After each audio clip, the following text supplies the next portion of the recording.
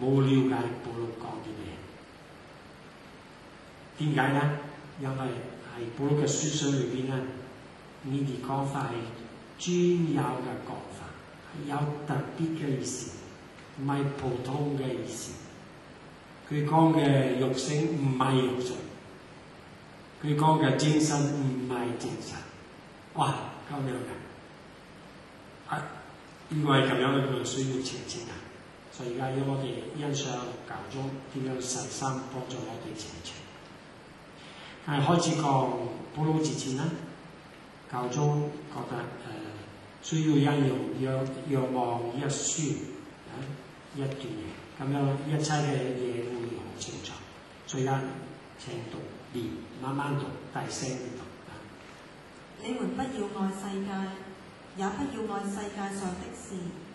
誰若愛世界，天父的愛就不在他內。原來世界上的一切，肉身的貪慾、眼目的貪慾，以及人生的驕奢，都不是出於父，而是出於世界。這世界和他的貪慾都要過去，但那履行天主旨意的，卻永遠存在。點解教宗引用呢一段若望一書咧？因為呢個若望用完全另外一個講法，講保羅用 flesh spirit 相講嘅嘢，所以係呢個愛世界同埋天父嘅愛呢個對立啦，就係等於保羅嘅肉性同埋精神呢個對立。而愛世界啦，為若望啦係好有問題嘅，唔係真正嘅愛。佢都用呢三個貪食啊，肉身嘅貪慾、眼目嘅貪慾，同埋人生嘅驕奢，就係解釋嗰個世界嘅愛係點。大家清楚咧，世界嘅愛、肉身嘅貪慾，單係其中一部分，唔係全部㗎。所以基督徒講 flesh， 唔係單單講 flesh， 係講全部㗎。包括眼目嘅貪慾，包括人生嘅驕奢、驕傲。驕傲係精神嘅問題，同肉身冇關係。眼目嘅貪慾嘅，可能同精神同物質都有啲關係。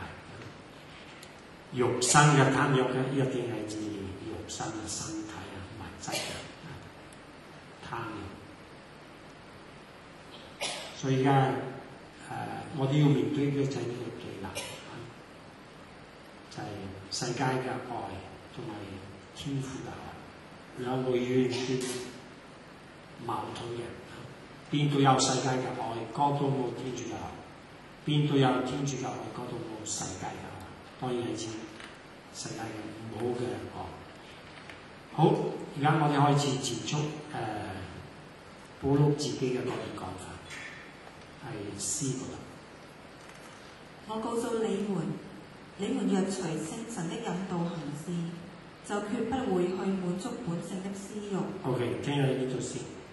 而家詩歌聖經好好佢翻譯嗰陣時啦，因為詩歌聖經嘅學者知道有呢個基本嘅聖潔，聽到肉性啊會諗到身體啦，聽到精神會諗到思想啦，所以佢哋翻譯嗰陣時啦，已經幫助我哋了解清楚，精神唔係指人嘅思想，係指聖神。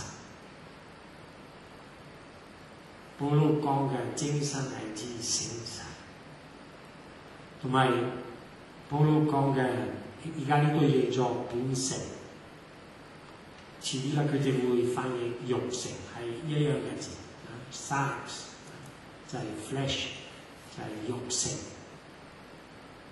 肉性嘅私慾咧唔係指肉性，係指聽佢解釋好，請繼續。因為本性的私欲相反聖神的引導，聖神的引導相反本性的私欲，二者互相敵對，致使你們不能行你們所願意的事。所以肉性啊係指乜嘢？係指若望耶穌所講嘅世界嘅愛，就係同天主敵對嘅。好，我哋繼續睇 D。因此，我所願意的事，我不去行；而我所不願意的惡，我卻去做。呢個係好出名嘅羅馬書第7章，喺嗰度保祿嘅佢反省人嘅心係幾咁矛盾嘅，人嘅心、人嘅內在內心係有一個基本嘅問題，同埋呢入邊咧就係指出呢個基本嘅問題。我所願意嘅事，我不去行。我知道善惡有分別嘅，善應該去做嘅係好嘅。孝敬父母係好嘅，我應該去做。但係點解唔去做咧？點解有時對爸爸媽媽唔係嘅？而我所不願意的我卻去做。我知道鬧人唔好嘅，不是唔應該去做嘅。但係幾多次鬧人，點解發脾氣？點解？嗱，呢個就係肉性，就係指仲係存在喺呢個矛盾裏邊嘅一個人，係指整個人，唔係指人嘅身體，係指喺呢個處境裏邊嘅人。好，我哋繼續睇 E。因為隨從肉性的人，嗱，肉性頭先話本性係一樣嘅字，講緊一樣嘅事，請繼續。切望肉性的事，隨從聖神的人，切望聖神的事。隨肉性的切望，導入死亡；隨聖神的切望，導入生命與平安。因為隨肉性的切望是與天主為敵，決不服從，也決不能服從天主的法律。反隨從肉性的人，決不能得天主的歡心。至於你們已不屬於肉性，而是屬於聖神。只要天主的聖神住在你們內，誰若沒有基督的聖神，誰就不屬於基督。如果基督在你們內，身體固然因罪惡而死亡，但神魂卻賴正義而生活。所以呢一段非常清楚，肉性係指乜嘢？肉性係未開放自己接受天主恩寵嘅、天主救贖嘅，藉助基督天主俾我哋嘅救贖嘅，自我關大嘅人，覺得自己我自己搞嘅嘢，我自己唔需要天主。相反，聖神之名係指開放自己，接受天主嘅恩寵、天主嘅救贖、天主嘅聖神。所以佢話：我哋唔再屬於肉性，我哋係屬於聖神。係指呢人咧面對嘅，佢要選擇嘅兩個存在嘅可能性。我係咪想生活好似冇天主一樣？呢個就係肉性，呢個就係本性。或者我食嘢，我嘅心係來自天主，所以我要開放於天主，要接受佢嘅恩寵。而家我嘅本性，我做人知道有問題，發生咗啲嘢，點解咁容易犯罪？點解？